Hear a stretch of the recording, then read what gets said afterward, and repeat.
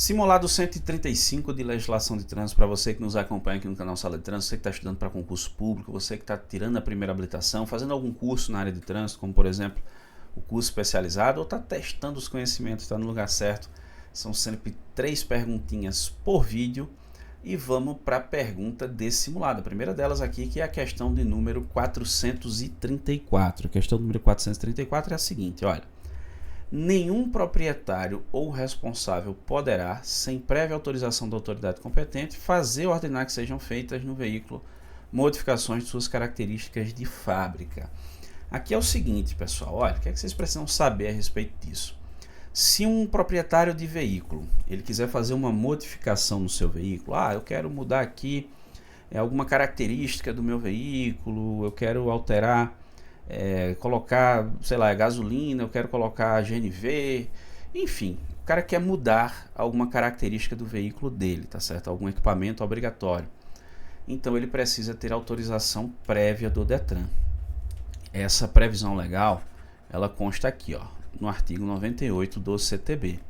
Aqui nós temos exatamente essa previsão de que é preciso essa autorização prévia. Uma vez obtida essa autorização prévia, aí o camarada vai lá fazer a modificação. E é levado em consideração ainda, ó, as modificações, né, ou as regras para modificações previstas na Resolução 916 de 2022 do CONTRAN, tá certo? E aí provavelmente ele vai precisar passar pelo Inmetro ou por alguma entidade acreditada junto ao Inmetro para emissão de um certificado de segurança veicular, que é o chamado CSV. Vai voltar no Detran, fazer nova vistoria, registrar o CSV e emitir um novo documento. Então tem todo um procedimento. Modo simples, esse aqui foi o que eu tentei explicar da forma mais objetiva para não estender a questão, tá certo? Então seria um procedimento para obter esse tipo de autorização. Do contrário, você pode estar cometendo a infração lá da alteração de característica do artigo 237 do CTB, né, que é a infração, inclusive, de responsabilidade do proprietário, enfim.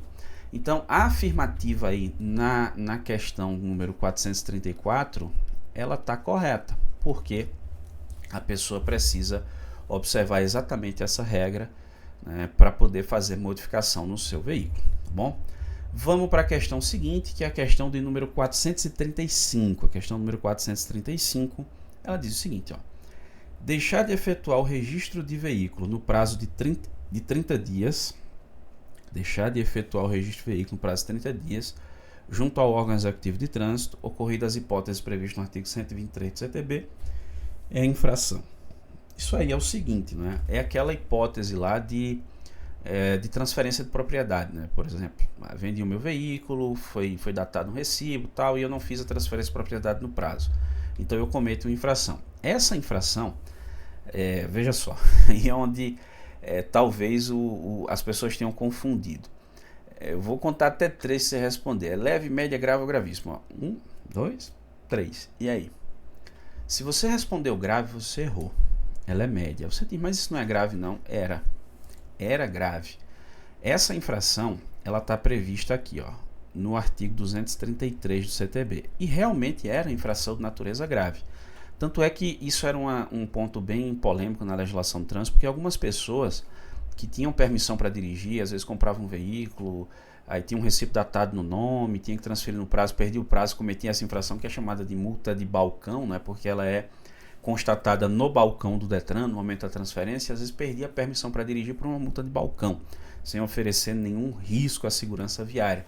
Só uma questão meramente burocrática que deixou de ser observada por essa pessoa. Inclusive tinha gente que ingressava na justiça e tinha decisão judicial favorável a esse respeito. Tem vídeo aqui no canal que a gente fala sobre isso, vídeo mais antigo. Hoje não perde mais, né, pelo fato de ser infração de natureza média, então não perde mais a permissão por esse motivo. Essa mudança ela ocorreu por meio dessa lei aqui, ó, 14.071, que é de 2020, mas entrou em vigor apenas em 12 de abril de 2021, quando foi feita essa modificação, passando a ser infração de natureza média, não é? Com multa de R$ 130,16. E aí é onde vem um outro detalhe, viu? Também trazido por essa lei 14.071. Lá no artigo 259 do CTB, que trata da questão da pontuação no prontuário, nós temos lá no parágrafo 4º, seu inciso 2 desse artigo, né, no inciso 2, parágrafo 4º do artigo 259 do CTB, a previsão de que em algumas infrações não se registra pontuação, né? Em algumas infrações. Tem até um ponto ali um tanto polêmico, né, dessa, porque assim, o texto da lei diz lá, ao condutor não serão registrados a pontuação nas seguintes infrações. Só que essa infração do artigo 233, ela não é de responsabilidade do condutor, é de responsabilidade do proprietário do veículo. Então, assim, a expressão que foi usada, mas a ficha de fiscalização lá no Manual Brasileiro de Fiscalização do Trânsito, ela diz que não registra os pontos. Mas a expressão que foi usada no dispositivo legal, ela é inadequada.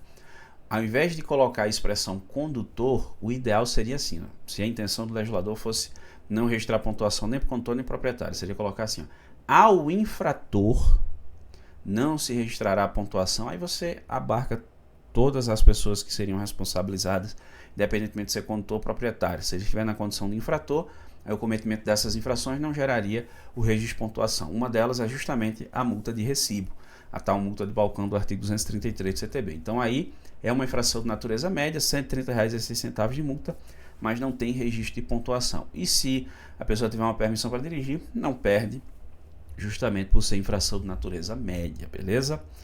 Resposta correta, letra B. E bora para a terceira e última questão do simulado número 135, que é a seguinte, ó.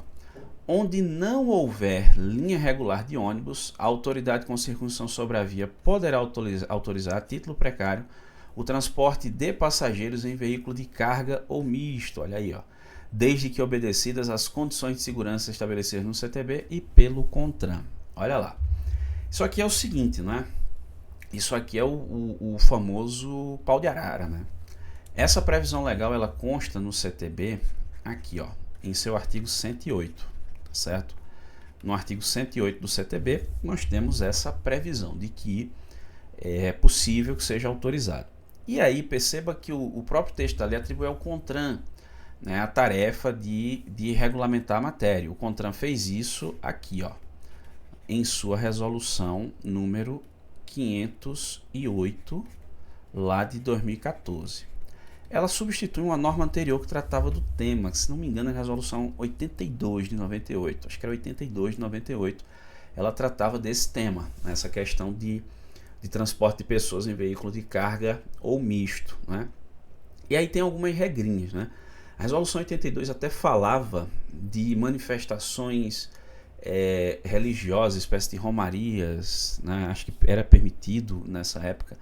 Faz tempo que eu li essa resolução e ela nem está em vigor mais, né? Mas ela trazia algo nesse sentido, a possibilidade de estados, de ir de um estado para o outro. Acho que tinha essa possibilidade lá também, ó. Se eu estiver falando besteira, me desculpe, mas faz tempo que eu li essa resolução 82, porque já há 10 anos temos outra norma em vigor. Mas na resolução 508 existem algumas previsões ali, algumas regras, né, para poder ser autorizado isso aí, né? Primeiro, não pode ter linha regular de ônibus e tem que ser dentro do mesmo município ou municípios limítrofes. Então, a autoridade de trânsito com circunstância sobre a via autoriza a título precário. Quando a gente pensa no título precário, né, você até imagina a forma precária como essas pessoas são transportadas, né, mas não tem relação com isso não.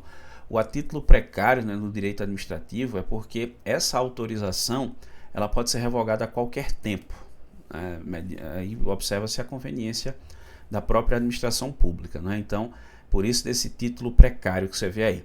Então veja, é possível ser autorizado? Sim, desde que preencha esses requisitos. Inclusive tem algumas exigências do próprio veículo que vai ser utilizado, né? Questão de assentos, escada, enfim, tem algumas regrinhas lá na resolução 508 que precisa ser observada, tá certo? Mas a afirmativa aqui em si, ela está correta, tá certo? Porque onde não houver linha regular de ônibus é possível que seja feita esse tipo de autorização, observando, claro, as regras previstas na resolução 508 de 2014 do Conselho Nacional de Trânsito CONTRAN.